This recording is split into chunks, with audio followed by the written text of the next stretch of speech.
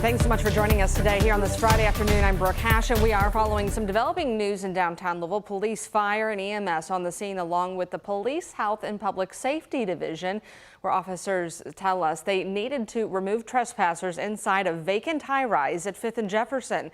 Jose Alonso is live outside the Kentucky Home Life building. Jose, what's going on there?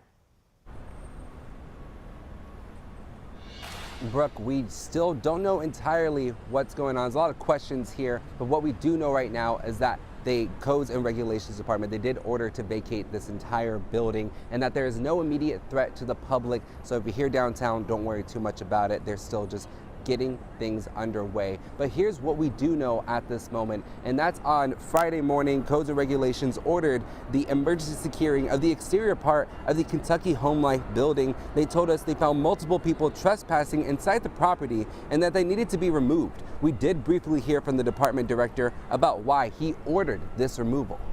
Over the last few weeks, we've had a lot of copper theft, and not just copper.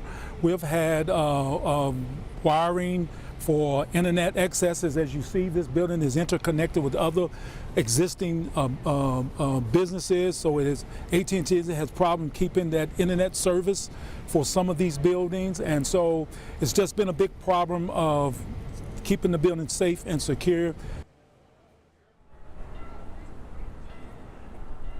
Now, just within the last few minutes, we did see police officers enter the building wearing hazardous material protective wear. That includes gas masks.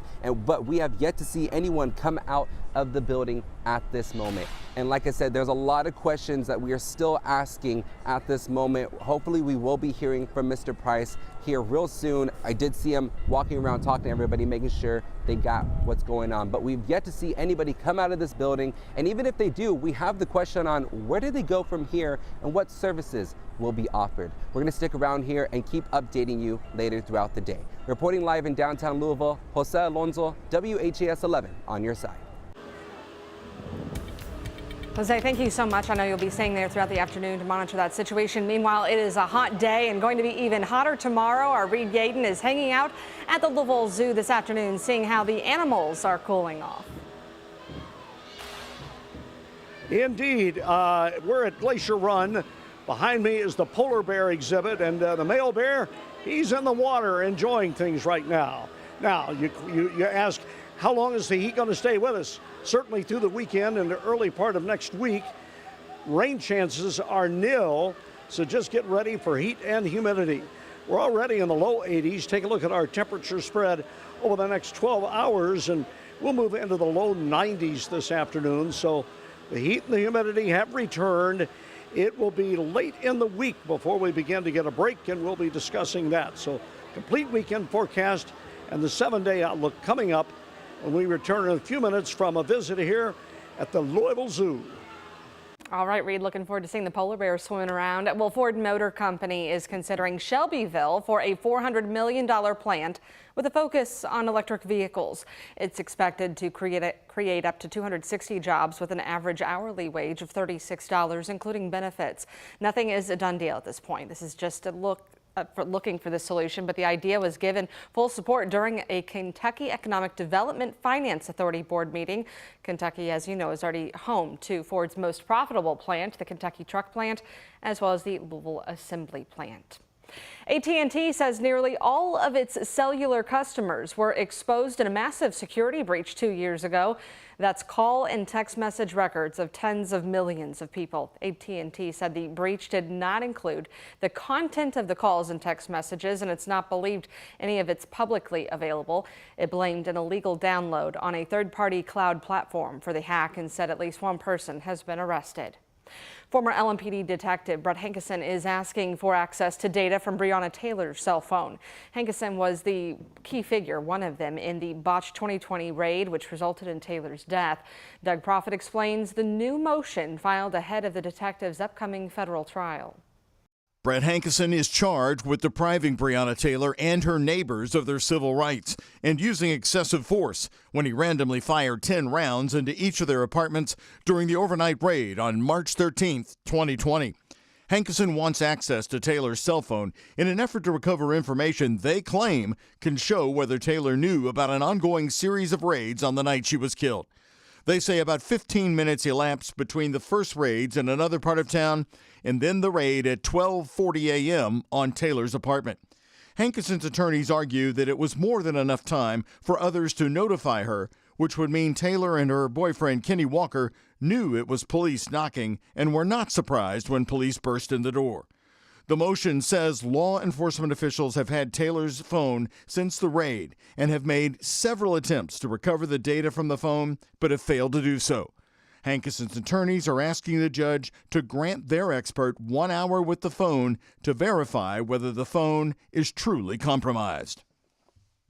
And we reached out to Breonna Taylor's mother, Tamika Palmer, and longtime family attorney Lanita Baker about this new request, and they gave us a statement saying, "I am very disturbed by this additional attempt of Hankison to smear Breonna's name by insinuating that Breonna knew that police were coming to her home for a search. This could not be furthest from the truth, and if it had any merit, law enforcement would have already presented such proof. Nothing found in Breonna's phone negates the fact that Hankison fired blindly into windows where he could not see and placed 5 people's lives at risk and resulted in the murder of Breonna, violating all of their civil rights." Hankison's federal trial is expected to begin October 14th. Police in Charlestown, Indiana say 10 cars have been stolen in Clark County since the beginning of this month. That's nearly 1 car a day. Police said some instances included thieves targeting people in parking lots during daylight hours, demanding your keys. Authorities urge you to lock your cars, stay alert, and be aware of your surroundings. More than 200 people are facing charges in connection to a 3-month-long Kentucky State Police investigation. Operation Summer Heat specifically targeted drug trafficking rings across the Commonwealth. KSP said troopers from 16 of its posts removed an estimated $685,000 worth of drugs from the street. 206 people were arrested, 22 of them from Elizabethtown. Most of their arrests came from Pikesville, with 37. The KSP commissioner laid out the statewide impact of this operation on drug trafficking. This statewide initiative is to show a clear message across Kentucky that those who continue to distribute illegal drugs in our communities, the Kentucky State Police and our law enforcement partners, local and federal, will focus our efforts to cease such activities. KSP said the operation is ongoing and more arrests are expected. 5 people have been chosen to join a state task force looking into operations over at Jefferson County Public Schools. This is the group charged with investigating the future of Kentucky's largest school district. The community part of the panel will be made up of 2 JCPS parents, a local business leader, and 2 educators within the district. The objective of the group, created during the last legislative session, is not totally clear, though lawmakers have mentioned the idea of splitting up the district. Angela Masden, one of the parents on this panel, told us she wants to make the best decision for the families in the district, and she is against dividing it up.